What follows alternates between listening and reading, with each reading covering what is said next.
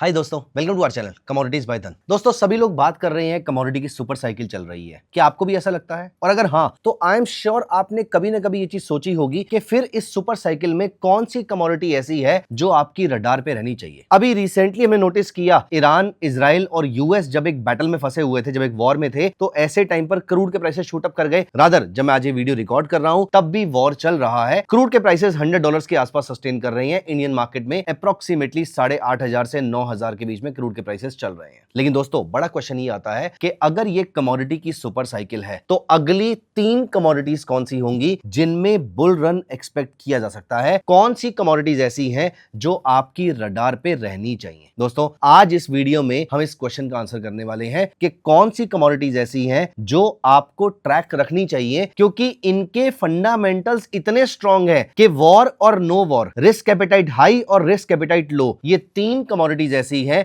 जो सिर्फ अपने डिमांड के दम पर, सिर्फ अपने इंडस्ट्रियल या सेफ हेवन डिमांड की वजह से इनमें एक शार्प रन देखने को मिल सकता है। दोस्तों, this should not be seen as a recommendation to buy और सेल। मैं आपको सिर्फ यह बता रहा हूं कि कौन सी कमोडिटीज ऐसी हैं जिनकी दुनिया को इस समय हेवीली डिमांड है। कौन सी है वो 3 कमोडिटीज? आइए हम इस वीडियो में डिस्कस करते हैं। दोस्तों, सबसे पहली कमोडिटी जो आपकी रडार पे होनी चाहिए, हम यहां पर सिर्फ डिमांड के बेसिस पे बात कर रहे हैं। डिमांड और सप्लाई साइड की पिक्चर ये कहती है कि एक कमोडिटी जिसकी दुनिया को बहुत ज्यादा डिमांड है इस समय और आने वाले डेकेड के अंदर ये डिमांड सिर्फ बढ़ने वाली है, वो होगी कॉपर। दोस्तों, अगर एआई के थीम को चलना है तो कॉपर उसका एक बहुत बड़ा प्रोडक्ट रहेगा। अपार्ट फ्रॉम दिस, आपकी ईवी वाले थीम को अगर चलना है तो कॉपर अगेन उसका एक बहुत बड़ा पार्ट रहने वाला है। देखिए, यहां पर मैंने जैसे पहले बताया कि मैं कोई रिकमेंडेशन नहीं दे रहा कि आपको कॉपर को बाय करना चाहिए, नहीं करना चाहिए, कॉपर में ट्रेड करना चाहिए, नहीं करना चाहिए, लेकिन ब्रॉडली फंडामेंटल ये कहते हैं कि कॉपर की इस दुनिया को जितनी डिमांड है उतनी सप्लाई कॉपर की अवेलेबल नहीं है। मैं आपको यहां पर एक रिपोर्ट के थ्रू कुछ फैक्ट्स बताता हूं। इंटरनेशनल कॉपर स्टडी ग्रुप की जो रिपोर्ट्स हैं वो आपको कॉपर के ऊपर जरूर पढ़नी चाहिए अगर आप कॉपर मार्केट के ट्रेडर हैं या फिर इन्वेस्टर हैं या फिर किसी भी फॉर्म में पार्टिसिपेंट है। दोस्तों, यहां पर डेटा सजेस्ट करता है कि इंटरनेशनल कॉपर स्टडी ग्रुप ने प्रोजेक्ट किया है कि इस साल 2026 के अंदर अप्रोक्सीमेटली 1,50,000 टन के आसपास का कॉपर का डेफिसिट रह सकता है। दोस्तों, यहां पर माइन सप्लाई तो लगातार बढ़ती जा रही है, लेकिन mine supply as it is industry में यूज नहीं होती है। और सबसे बड़ी प्रॉब्लम क्या है कि आपकी जो माइंस है उसको, नए माइन को डिस्कवर होने से लेकर माइन के एक्टिव होने तक कई सालों का, रादर डेकेड तक का टाइम लग सकता है। दोस्तों, अगर आप नोटिस करेंगे, पिछले कई सालों से कॉपर की माइंस डिस्कवर नहीं हुई है। इसका मतलब यह है कि कॉपर की क्वांटिटी, जो सप्लाई साइड की क्वांटिटी है, वो बहुत ही लिमिटेड है। अगर आप डिमांड को देखें तो डिमांड लगातार बढ़ती जा रही है। सबसे पहली चीज, पूरी की पूरी दुनिया जो है वो इलेक्ट्रीफाई हो रही है। मतलब हर जगह, अगर आपने नोटिस किया होगा, आज से अप्रोक्सीमेटली 12 साल पहले इंडिया पूरा का पूरा इलेक्ट्रीफाइड नहीं था, लेकिन आज से 4-5 साल पहले हमारे पीएम ने डिक्लेयर किया था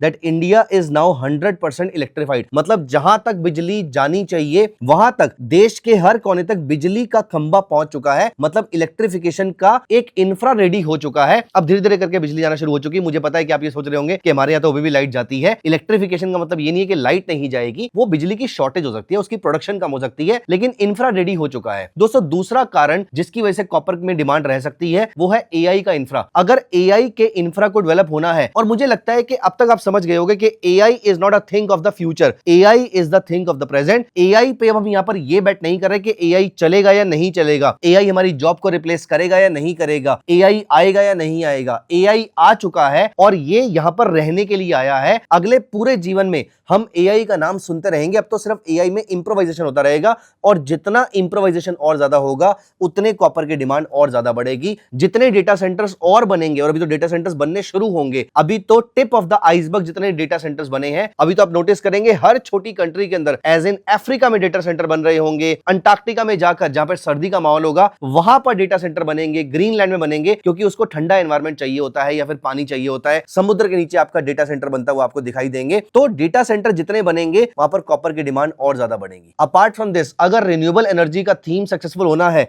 तो वहां पर भी कॉपर की डिमांड बहुत ज्यादा रहेगी। दोस्तों, ये 3 कारण ऐसे जिसकी वजह से आपके कॉपर की डिमांड आने वाले 5 से 10 साल तक रह सकती है। इसीलिए बुल मार्केट में आपको कॉपर के ऊपर जरूर फोकस करना चाहिए। दोस्तों, दूसरा प्रोडक्ट कौन सा है जो इस कमोडिटी की सुपर साइकिल में, कमोडिटी की इस बुल रन साइकिल में आपकी रडार पे होना चाहिए। दोस्तों दूसरा प्रोडक्ट है गोल्ड। क्यों है वो मैं आपको बता देता हूं। वैसे तो गोल्ड के प्राइसेस लगातार बढ़ते हुए ही देखे हैं आपने, लेकिन दोस्तों आज हमने नोटिस किया पिछले अब 2 महीने से, या जब तक ये वीडियो आपके पास पहुंचेगी हो सकता है 2.5 महीने हो जाए, 3 महीने हो जाए, ये वॉर लगातार चलता जा रहा है। अब जब वॉर चल रहा है और आपने नोटिस किया था कि वॉर के टाइम पर गोल्ड के प्राइसेस बढ़ने चाहिए, लेकिन वॉर के टाइम पर तो गोल्ड के प्राइसेस गिर रहे थे। रादर आज जब मैं ये वीडियो बना रहा हूं, कल भी गोल्ड के प्राइसेस शार्पली गिरे हैं, और जब कभी भी वॉर एस्केलेट हो रहा है तो डॉलर के प्राइसेस ऊपर जा रहे हैं और गोल्ड के प्राइसेस उसकी वजह से ऊपर नहीं जा पा रहे, वो नीचे आ रहे हैं। लेकिन दोस्तों जो चीज वॉर के टाइम पे नहीं हुई है वो I am pretty much confident कि वो फिर वॉर के बाद होगी। इसका मतलब वो सारी की सारी जो परफॉर्मेंस गोल्ड के प्राइसेस में आनी थी, अभी वो फिलहाल अंडर परफॉर्मेंस बनती जा रही है। अब क्योंकि वो अंडर परफॉर्मेंस हो रही है,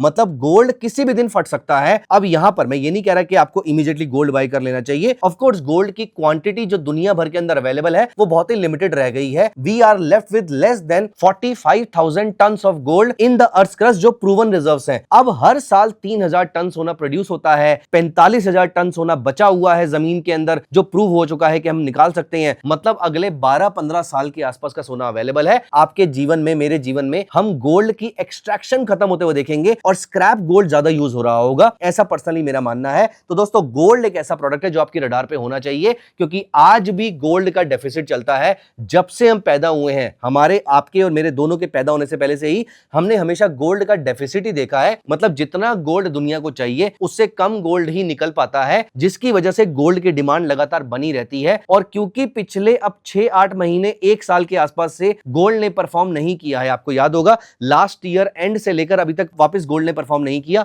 रादर वहां से वो नीचे आया है। इस वजह से आप ये मान के चलिए कि गोल्ड की ये अंडर परफॉर्मेंस एक्यूमुलेट होती जा रही है। किसी भी दिन गोल्ड वापस अपनी फॉर्म में आ सकता है, इसीलिए गोल्ड आपकी रडार पे होना चाहिए। और गोल्ड के चलने का सबसे बड़ा कारण रहेगा डॉलर का गिरना। दोस्तों आज यूएस की जो यील्ड्स हैं वो लगातार बढ़ती जा रही हैं। क्यों बढ़ती जा रही है? क्योंकि यूएस की इन्फ्लेशन लगातार बढ़ती जा रही है। अब यूएस की इन्फ्लेशन अगर लगातार बढ़ती जा रही है, आज मैं जब बात कर रहा हूं तो रीसेंट सीपीआई डेटा 3.8% आया है। ऐसे टाइम पर जब यूएस की इन्फ्लेशन बढ़ती जा रही है, आई एम वेरी श्योर आपने सुना होगा that gold acts as a hedge against inflation. अगर गोल्ड इन्फ्लेशन के अगेंस्ट हेज का काम करता है तो जब इन्फ्लेशन बढ़ेगी इसकी वजह से तो गोल्ड के प्राइसेस ऊपर जाने चाहिए, लेकिन गोल्ड के प्राइसेस नीचे जा रहे हैं। क्यों? क्योंकि अभी डॉलर बढ़ रहा है। डॉलर क्यों बढ़ रहा है? क्योंकि यूएस की एक्सपेक्टेशन में यील्ड्स बढ़ती जा रही हैं। अप्रॉक्सीमेटली 4.5% के आसपास की यील्ड आ गई है। 5% एक बहुत बड़ा ट्रिगर पॉइंट होता है उनके ऊपर। 5% के ऊपर यूएस पैनिक करना शुरू कर देता है, और जहां पर यूएस पैनिक करना शुरू करेगा वहां पर यील्ड्स नीचे आएंगी और गोल्ड में प्राइसेस बढ़ने शुरू हो जाएंगे। इसीलिए भी गोल्ड आपकी रडार पे रहना चाहिए। तो यूएस में इन्फ्लेशन बढ़ेगी तो भी गोल्ड के प्राइसेस बढ़ेंगे। यूएस में अगर यील्ड्स बहुत ज्यादा बढ़ती हैं तो पैनिक बढ़ेगा। इस वजह से भी डॉलर इंडेक्स क्रैश कर सकता है, क्योंकि फिर सेफ्टी गोल्ड की तरफ आ जाएगी, गोल्ड के ऊपर इसका दारोमदार आ जाएगा। अपार्ट फ्रॉम दिस, पिछले 2-3 महीने से जब से वॉर चल रहा है तब से गोल्ड ने परफॉर्म नहीं किया है। जैसे ही वॉर खत्म होगा, और आज नहीं तो कल वॉर खत्म होगा, ऐसे टाइम पर गोल्ड अपनी रैली को दोबारा से कैच कर लेगा। Not a recommendation to do something, but I am very sure आप समझ गए होंगे मैं क्या कहना चाहता हूं। दोस्तों तीसरा प्रोडक्ट जो आपको अपनी रडार पे रखना चाहिए वो एक्चुअली में तो लिथियम है जो आपको रडार पे रखना चाहिए, लेकिन लिथियम क्योंकि इंडिया में ट्रेड नहीं होता है इसीलिए मैं लिथियम के बारे में ज्यादा बातें नहीं करूंगा। चौथा जो कि आपकी मार्केट में यहां पर ट्रेड होता है, जिसके बारे में हम यहां पर बात करने वाले हैं दोस्तों, वो है एल्यूमिनियम। एल्यूमिनियम आपको अपनी रडार पे जरूर रखना चाहिए। आप उसका कारण जानना चाहेंगे क्यों? दोस्तों सबसे बड़ा कारण एल्यूमिनियम को रडार पे रखने का यह है कि aluminium is the closest substitute for copper. अगर इलेक्ट्रिफिकेशन की बात करें, अगर एआई थीम की बात करें, तो कॉपर को अगर कोई रिप्लेस करने वाला मेटल होगा, क्योंकि कॉपर के प्राइसेस तो लगातार बढ़ते जा रहे हैं, कॉपर को अगर कोई चीज रिप्लेस कर सकती है तो वो एल्यूमिनियम हो सकता है। ऑफ कोर्स हर जगह पे रिप्लेस नहीं करेगा, लेकिन टू सम एक्सटेंट रिप्लेसेबल है। और यहां पर एल्यूमिनियम कितना इंपॉर्टेंट मेटल है आप इससे जान जाइए। स्ट्रेट ऑफ हॉर्मुज पे जहां पर सबकी नजर क्रूड ऑयल पे टिकी हुई थी,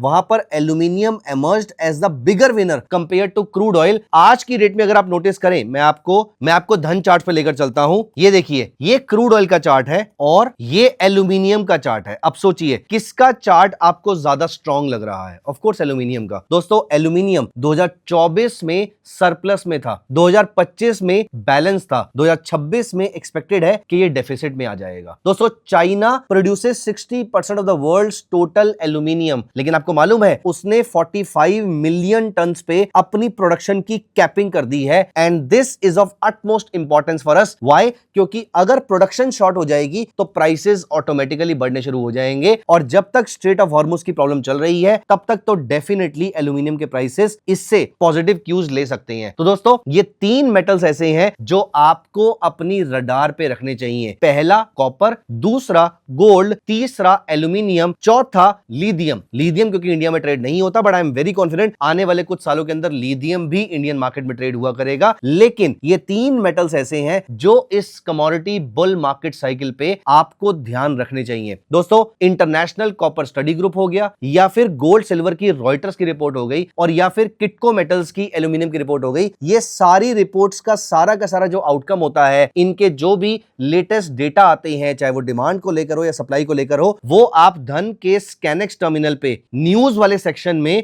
न्यूज फ्लैश के अंदर जाके सर्च कर सकते हैं। यहां पर आपको रेगुलरली इमीडिएटली जैसी कोई डेटा रिलीज होता है वो यहां पर पब्लिश हो जाता है। ये न्यूज आपको डेली ट्रेडिंग में बहुत ज्यादा हेल्प कर सकती है। तो दोस्तों ये तीन मेटल्स मेरे अकॉर्डिंग ऐसे हैं जो कमोडिटी की बुल मार्केट साइकिल के स्तंभ बनेंगे। चलिए अगर हम यहां पर स्तंभों की बात कर रहे हैं, पिलर्स की बात कर रहे हैं, तो एक छत को खड़ा करने के लिए 4 पिलर्स चाहिए होते हैं। आप मुझे बताइए इन तीनों के अलावा कोई भी एक मेटल अगर और होगा, या कोई भी एक प्रोडक्ट, कोई भी एक कमोडिटी अगर और होगी जो इस कमोडिटी सुपर साइकिल में शूट अप कर सकती है, आपके अकॉर्डिंग वो मेटल कौन सा होगा, या आपके अकॉर्डिंग वो एनर्जी प्रोडक्ट कौन सा होगा, या आपके अकॉर्डिंग सीधी सरल भाषा में वो कमोडिटी कौन सी होगी, मुझे कमेंट्स में जरूर बताइएगा। दोस्तों अगर आप कमोडिटी मार्केट में ट्रेड करते हैं तो मैं आपको यह बता दूं कि आप जब धन के थ्रू अपने म्यूचुअल फंड्स परचेज करते हैं, आप उसको प्लेज करके भी उसके अगेंस्ट मार्जिन ले सकते हैं, और इस मार्जिन से आप कमोडिटी मार्केट में ट्रेडिंग कर सकते हैं। इससे जो आपका म्यूचुअल फंड का पोर्टफोलियो है वो तो रिटर्न जनरेट कर ही रहा होगा। अपार्ट फ्रॉम दिस आप अपनी कमोडिटी मार्केट की ट्रेडिंग से वहां पर अपने रिटर्न्स को मल्टीफोल्ड कर पाएंगे, मल्टीप्लाई कर पाएंगे। तो दोस्तों आप मुझे बताइए चौथी कमोडिटी कौन सी होगी जो आपकी रडार पे रहेगी, मुझे आपके कमेंट्स का इंतजार रहेगा। और अगर इस पूरे कॉन्सेप्ट में जहां पर हमने कॉपर के बारे में बात करी, गोल्ड के बारे में बात करी, और साथ ही साथ हमने एल्यूमिनियम के बारे में डिस्कशन किया, इन तीनों के बारे में, डिमांड के बारे में, सप्लाई के बारे में कोई भी क्वेश्चन है तो प्लीज कमेंट्स में जरूर मेंशन कीजिएगा। I will be very happy answering all your questions. मिलते हैं अगली वीडियो में। Bye bye, take care of yourself. Investments in the securities market are subject to market risk. Read all the related documents carefully before investing.